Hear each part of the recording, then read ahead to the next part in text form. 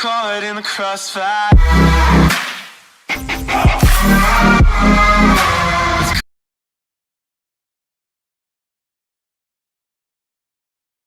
क्यों? उसके पीछे की सिर्फ एक वजह है।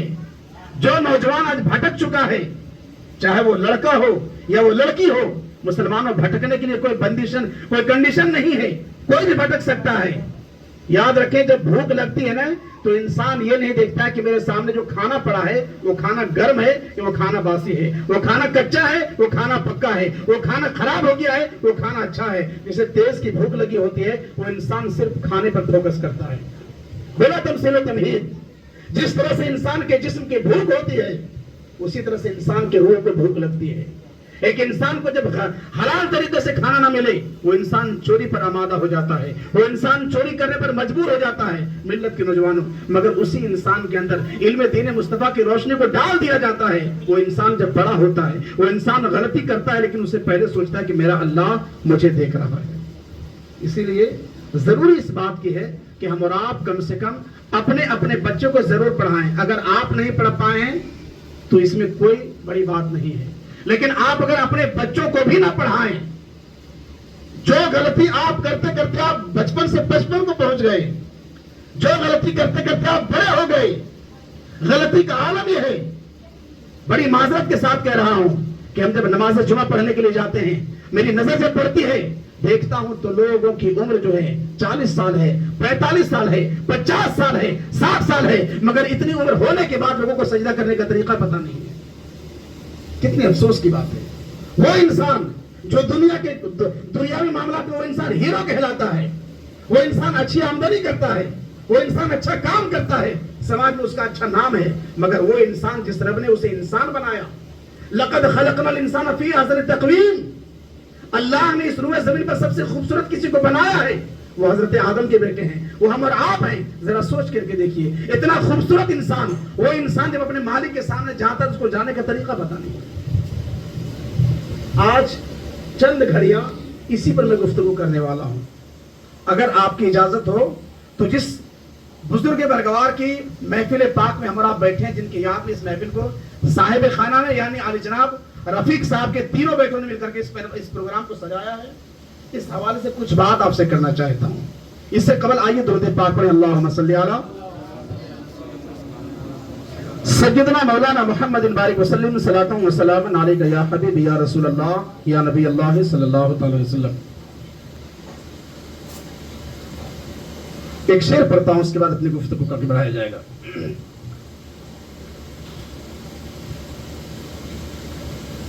हाँ वही ताजदार होता है, ताजदार कहते हैं मालदार को, क्योंकि ये उर्दू का लफ्ज है। मालदार वो मालदार जिसके पास दुनिया की दौलत होती है, उसको उर्दू जुबान में कहता है ताजदार कहते हैं। हाँ वही ताजदार होता है, हाँ वही ताजदार होता है, हाँ वही ताजदार होता है, हाँ वही ताजदार होता है, हाँ वही ताजदार होता है, और जिसको आका से प्यार होता है। लोग कहते हैं जिसके पास पैसा है दुनिया का सबसे बड़ा इंसान वो है, मगर मेरा इस्लाम कहता है, इस्लाम की पहचान ये कहता है कि दुनिया का सबसे कामयाब इंसान वो है जिसके दिल में नबी की मोहब्बत जलवगर करती है। हाँ वही ताजदार होता है, जिसको आका से प्यार होता है, हाँ वही ताजदार होता है, जिसको आका से प्यार होता है, और जिसका कोई नहीं ज़माने में, जिसका कोई नहीं ज़माने में, अरे उसका परवरदिगार होता है, उसका परवरदिगार होता है, हाँ वही ताजदार होता है, जिसको आका से प्यार होता है। और इसी से मिलता जुलता एक दो शेर कि जज्बे दिल को आम कर दूंगा, جذبہ دل کو عام کر دوں گا، جذبہ دل کو عام کر دوں گا، جذبہ دل کو عام کر دوں گا، اور زندگی ان کے نام کر دوں گا، زندگی ان کے نام کر دوں گا، جذبہ دل کو عام کر دوں گا، زندگی ان کے نام کر دوں گا۔ اور جو بھی دشمن ہے غوث اعظم کا، جو بھی دشمن ہے غوث اعظم کا، اس کا جینا حرام کر دوں گا، اس کا جینا حرام کر دوں گا، جذبہ دل کو عام کر دوں گا، زندگی ان کے نام کر دوں گا، جذبہ دل کو عام کر دوں گا، زندگی ان کے نام کر دوں گا۔ اور جو بھی دشمن ہے میرے ولیوں کا، جو بھی دشمن ہے میرے ولیوں کا، ارے اس کا جینا حرام کر دوں گا، اس کا جینا حرام کر دوں گا۔ آئیے جھوم کر درود پاک پڑھیں، اللہم صلی علی سیدنا مولانا محمد بارک وسلم، صلاۃ و سلام علیک یا حبیب یا رسول اللہ یا نبی اللہ صلی اللہ تعالی علیہ وسلم۔ فلک پر آپ کا جلوہ ہے یا رسول اللہ، فلک پر آپ کا جلوہ ہے یا رسول اللہ، اور زمین پر آپ کا چرچا ہے یا رسول اللہ۔ فلک پر آپ کا جلوہ ہے یا رسول اللہ، زمین پر آپ کا چرچا ہے یا رسول اللہ، اور رحیمی اور کریمی سے کر کے مالا مال خدا نے آپ کو بھیجا ہے یا رسول اللہ، خدا نے آپ کو بھیجا ہے یا رسول اللہ۔ عزیزان ملت اسلامیہ، ان اولیاءہ الا المتقون، اللہ تبارک و تعالی اپنے قرآن مقدس میں اولیاء کرام کے تعلق سے جگہ جگہ کئی ساری آیت کریمہ کا اللہ نے نزول فرمایا ہے۔ بات صرف یہ بتانے کے لیے مسلمانوں کہ جس طرح سے اللہ تبارک و تعالی نے ایک زمانے تک لوگوں کی ہدایت کے لیے، ایک زمانے تک لوگوں کی رہنمائی کے لیے، ایک زمانے تک لوگوں کو سیدھا راستہ دکھانے کے لیے اللہ تبارک و تعالی نے نبیوں کا سلسلہ کو جاری کیا۔ نبی آتے گئے، امت کی اصلاح ہوتی گئی، نبی آتے گئے، امت کی اصلاح ہوتی گئی۔ ملت کے نوجوانوں، آپ نے بارہا سنا ہے، کم و بیش اللہ تبارک و تعالی نے کم و بیش اس روئے زمین پر 1.25 لاکھ نبیوں کو بھیجا۔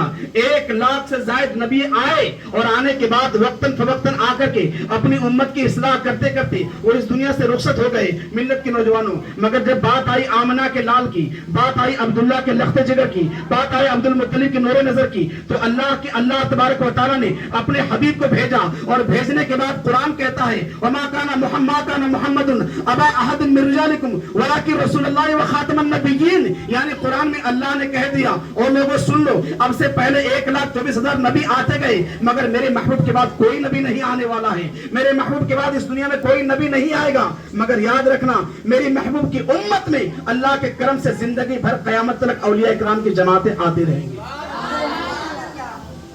دوستان محترم، اولیاء کرام کی جماعتیں آتے رہیں گی۔ انہی تمام ولیوں میں سے ایک ولی ہے جن کا نام پیران پیر، روشن ضمیر، محبوب سبحانی، غوث سمدانی، شہباز لامکانی، حضور سیدنا شیخ عبد القادر جیلانی بغدادی المعروف حضور سیدنا غوث پاک رضی اللہ تعالی عنہ۔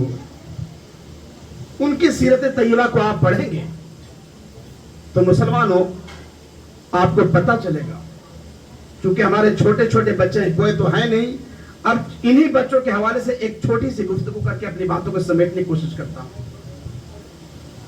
ہمارا اسلام کہتا ہے کہ ایک مسلمان جب وہ بالغ ہو جائے اور وہ انسان جان بوجھ کر کے اگر ایک بار جھوٹ بولتا ہے، ایک بار، مسلمانوں جب وہ انسان ایک بار جھوٹ بولتا ہے نا، تو اللہ کے محبوب فرماتے کہ وہ انسان جیسے ہی ایک بار جھوٹ بولتا ہے تو اللہ کے فرشتے اللہ کے حکم سے اس انسان کی قبر میں ایک بچھو کو پیدا کر دیتا ہے۔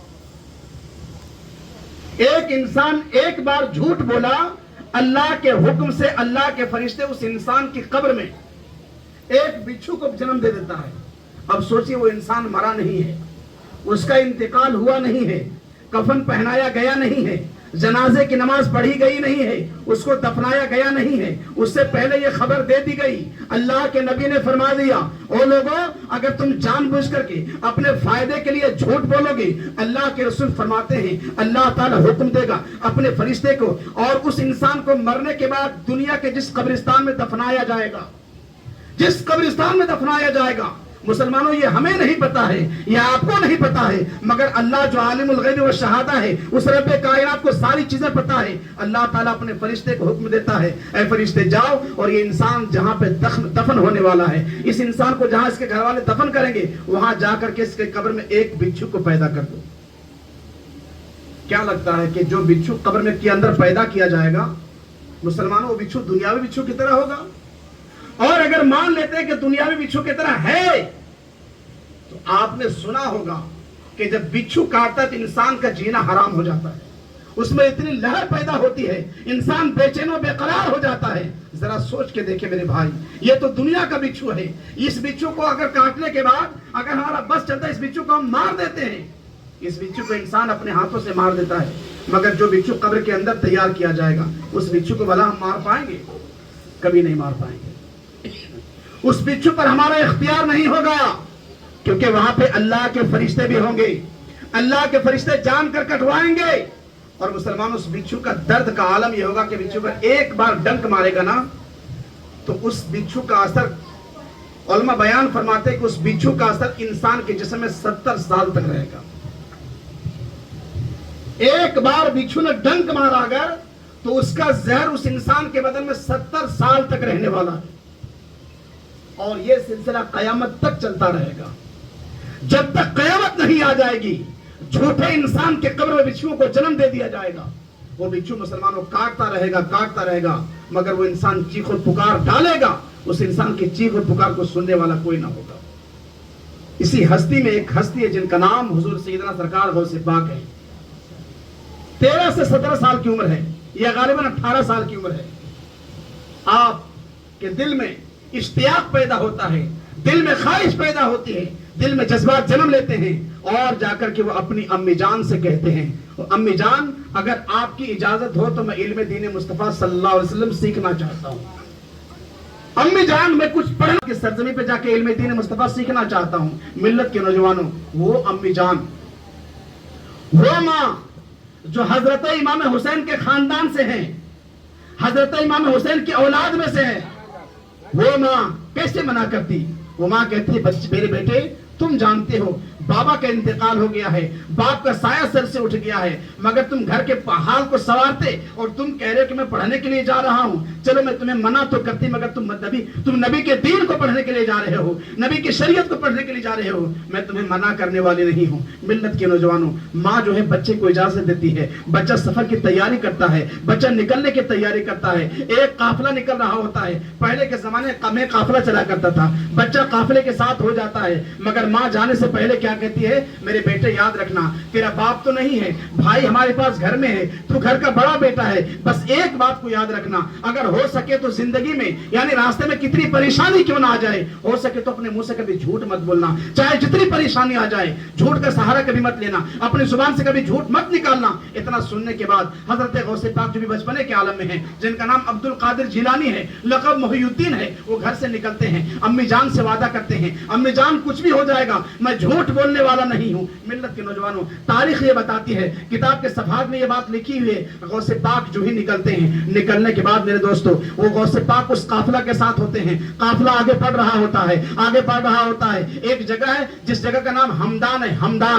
ہمدان پہ جب قافلہ پہنچتا ہے, وہاں پہ پہلے سے تعینات ڈاکو ہوتے ہیں, جو ڈاکہ ڈالنے والے زرہزن ہوتے ہیں, چور ہوتے ہیں. ملت کے نوجوانوں, ان لوگوں کا کام یہی تھا, جیسے وہ لوگ دیکھتے ہیں کہ کچھ قافلہ آ چکا ہے, بس وہ لوگ آئے اور قافلے پہ آ کے فوراً آ کر کے حملہ بول دیا, تمام کے تمام لوگوں کے مال و زر کو لوٹ لیا. لوٹنے کے بعد ملت کے نوجوانوں, وہ چور کیا دیکھتے ہیں, ایک 18 سال کا بچہ ہے, یہ 17 سال کا بچہ ہے, چہرے پہ ہلکی داڑھی ہے, چہرہ نور سے روشن ہے, چہرہ چمک رہا ہے. بھلا چمکے بھی کیوں نہ, جو اپنے زمانے میں ولیوں کا امام بننے والا ہے, जो अपने ज़माने में तमाम वलियों का सरदार बनने वाला है, चेहरा भला क्यों ना चमके, वो किनारे खड़ा होकर के सारा मंजर को देख रहे हैं। अब जरा सोचें, चोरों ने जब चोरी कर लिया, तमाम के तमाम लोग फारिग हो गए, तमाम लोगों ने माल को लूटा।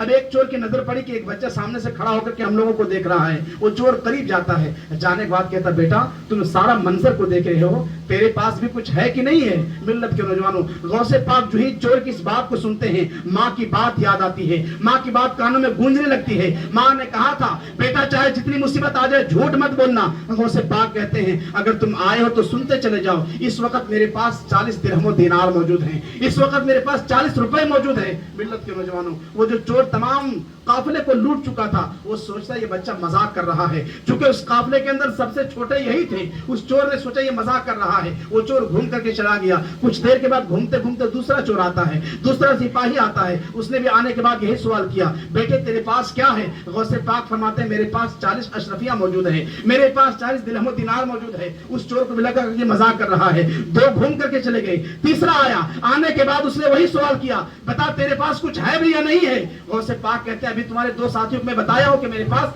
40 दिनार पड़े हैं। मुसलमानों, वो इंसान जाता है, जाने के बाद जो डाकुओं का सरदार जो बैठ करके सारा लूटा कशी करवा रहा था, उसके पास जाता है। जाने के बाद कहता है, सरदार, आका, गुलाम, मालिक, बात दरअसल ये है। वो सामने जो बच्चा खड़ा है, वो बच्चा कहता मेरे पास 40 दिरहम दिनार है। मिल्लत के नौजवानों, इतना सुनने के बाद जो डाकुओं का सरदार होता है, डाकुओं का शहंशाह होता है, डाकुओं का कप्तान होता है, वो कहता उस बच्चे को करीब तो लाओ, जरा देखे तो बच्चा कौन है, इतनी हिम्मत किसके अंदर पैदा हो गई है? मुझसे मेरे नाम से जमाना कांपता है, मेरे नाम से लोग डरते हैं। ये बच्चा मेरे सामने आकर के अपनी तिजोरी का इजहार कर रहा है, अपने मालदारी का इजहार कर रहा है। मिल्लत के नौजवानों कहा, बच्चा को सामने लाया जाए। बच्चे को सामने लाने के बाद डाकुओं का सरदार है, पूछता, बेटे बता तेरे पास क्या है? जरा गौर से सुनिए, बता बेटे तेरे पास क्या है? गौर से पाक बबांगे दोहर कहते हैं आपसे पहले मैंने 3 लोगों को बता चुका है, अगर तुम पूछते हो मैं तुम्हें भी बता रहा हूं। सुनो सुनो, मेरे इस पास इस वक्त मेरी सदरी में 40 दिरहम दिनार मौजूद है। इतना सुनने के बाद डाकू को यकीन नहीं होता है, डाकू को विश्वास नहीं होता है। डाकू कहता है, ठीक है, इसकी सदरी को उतारी जाए। हजरत गौसे पाक अपनी सदरी को उतारने देते हैं। जो ही सदरी को उतारा जाता है, डाकू मुसलमानों अपने चाकू से सदरी को चाक किया, यानी फाड़ा। फाड़ने के बाद वाकई देखा तो जो सदरी के अंदर से 40 अशरफियां बाहर निकल गई। वो इंसान जो चोरों का सरदार था, डाकुओं का शहंशाह था, उस इंसान की आंख फटी की फटी रह गई। वो इंसान सोचने पर मजबूर हो गया, आखिर ये बच्चा है, अभी ये बड़ा नहीं हुआ है, पता नहीं पैसा लेके जा रहा था तो कहां जा रहा था, ये बच्चा मेरे सामने आखिर सच क्यों बोला? मिल्लत के नौजवानों, डाकू का शहंशाह आता है, डाकुओं का बादशाह आता है, और आने के बाद कहता, मेरे बेटे ये बताओ कि तूने सच क्यों, तूने छुपाया क्यों नहीं? तुमको हमें परेशान करने वाले नहीं थे, तुम पर किसी का विश्वास भी, यकीन भी नहीं किया था, किसी का शक भी नहीं किया था। आखिर तुम चाहते तो माल को छुपा सकते थे, मगर तुमने झूठ क्यों नहीं बोला, तुमने सच क्यों बोला? गौसे पाक कहते हैं, सुनो सुनो, मेरा नाम अब्दुल कादिर जिलानी है, मैं इल्म दीन मुस्तफा हासिल करने के लिए जा रहा हूँ, मैं नबी की शरीयत को सीखने के लिए जा रहा हूँ। और जब मैं घर की दहली से बाहर कदम रखा था, अपने घर के चौखट से बाहर निकला था, मेरी अम्मी जान ने मुझसे एक बात कहा था, बेटे अब्दुल कादिर याद रखना, रास्ते में जितनी परेशानी क्यों ना आ जाए, हर हाल में तुम्हें सच बोलना है, सच बोलना है, सच बोलना है। ए इंसान सुनो सुनो, मेरी माँ की बात मेरे ज़हन और फिक्र में गूंज रही है। मैंने अपने माँ से वादा किया था कि मैं झूठ नहीं बोलूंगा, अगर मेरा माल जाए तो चला जाए, मगर माँ से किया वादा कभी ना टूट नहीं पाए। अगर माल जाए तो जाए, मगर माँ से जो मैंने वादा किया वो वादा कभी ना टूटने पाए, क्योंकि मैं अपनी माँ से बहुत मोहब्बत करता हूं। अब जरा सा इस बात को अपने आप में लीजिए। आज हम भी कहते हैं अपनी माँ से हम मोहब्बत करते हैं, हर बच्चा कहेगा अपनी माँ से हम मोहब्बत करते हैं, हर इंसान कहेगा अपनी माँ से मोहब्बत करते हैं, मगर जब माँ कहती है सुबह उठ के बेटा जाओ मदरसा, तो बेटा कहता नहीं जाएंगे। बाप कहता है बेटा पढ़ने के लिए जाना, तो बेटा कहता नहीं जाएंगे। कैसी मोहब्बत है? मैंने पहले कहा कि गुफ्तगू मैं आप लोगों से कर रहा हूं। हम गुलाम गौसे आजम हैं, हम उनके रास्ते पर चलने वाले हैं। अगर सुबह सुबह आपकी अम्मी जान आपको कहती बेटा मदरसा खुल गया है, जाओ जाकर के पढ़ के आओ, तो आज से आप अपने आप से कम इतना विश्वास करें, इस बात का वादा करें कि चाहे जो भी हो जाए मुझे हर हाल में पढ़ाई को नहीं छोड़नी है। एक हदीस पाक याद आ रही है, हदीस पाक उलमा इकराम बयान फरमाते हैं कि जो बच्चा कुरान और हदीस की तालीम को सीख रहा हो, और जो बच्चा जानबूझ करके सिर्फ एक दिन अगर बच्चा सबक नहीं सुनाता है ना, तो उलमा इकराम बयान फरमाते हैं कि उस बच्चे के पढ़ाई से 40 दिनों तक बरकतों को खत्म कर दिया जाता है। अल्लाह अकबर। جو بچہ ایک دن تک جان بوجھ کر کے سبق کو نہ پڑھے یا نہ سنائے تو ہمارے علماء بیان فرماتے ہیں کہ اس بچے کی زندگی سے 40 دن تک جو کہ برکتوں کو ختم کر دیا جاتا ہے. اب جو بچے گھر میں سوئے رہتے ہیں, گھر میں پڑے رہتے ہیں, ماں کہہ رہی بیٹا جا پڑھنے کے لیے, بیٹا کہتا نہیں جائیں گے, ویسے ہی بچے لٹکے ہوئے کبھی 1.5 سال سے کبھی 1 سال سے لٹکے ہوئے ہیں. بہرحال گفتگو کو آگے بڑھاتے ہیں. حضرت غوث پاک کے پاس وہ انسان آتا ہے, آنے کے بعد کہتا ہے میرے بچے اگر آپ تم چاہتے تم سچ بول سکتے تھے, اگر تم چاہتے تم اپنے ماں کو چھپا سکتے تھے, مگر تم نے چھپایا کیوں نہیں؟ ملت کے نوجوانوں سے تھوڑی دیر حضرت غوث پاک